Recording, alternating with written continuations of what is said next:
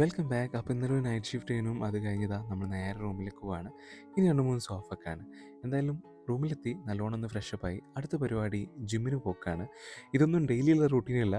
Free ഉള്ളപ്പോഴോ അല്ലെങ്കിൽ വീക്കെൻഡ്സിലോ മാത്രം ചെയ്യുന്ന പരിപാടികളാണ്. അതുകൊണ്ട് തന്നെ നല്ല ബുദ്ധിമുട്ടായിരുന്നു സ്റ്റാർട്ടിങ്ങിലൊക്കെ. എന്തായാലും കുറച്ച് നേരം വാമപ്പൊക്കെ ചെയ്തു. അതുപോലെ കുറച്ച് നേരം കാർഡിയോ കാര്യങ്ങളൊക്കെ യൂസ് ചെയ്തിട്ടുണ്ട്. ഇത്രയും കഷ്ടപ്പെട്ട് ഇതൊക്കെ എന്തിനാ ചെയ്തതെന്ന് വെച്ചാൽ ഇന്ന് നല്ലൊരു ബ്രേക്ക്ഫാസ്റ്റ് കഴിക്കാൻ വേണ്ടിയിട്ടാണ്. സോ അതിന് നമ്മൾ റൂമിൻ്റെ അടുത്തുള്ള ഭക്തൽ പറമ്പിലേക്ക് തന്നെ പോയി നല്ല ചൂട് പുട്ടും കടലയും അതുപോലെ ഒരു അടിപൊളി സമൂർ ചായയും കുടിച്ചു. ഇനി ഈ ഒരാഴ്ചത്തെ ക്ഷീണം തീർക്കാനായിട്ടുള്ള ഒരു അടിപൊളി ഉറക്കമുണ്ട്.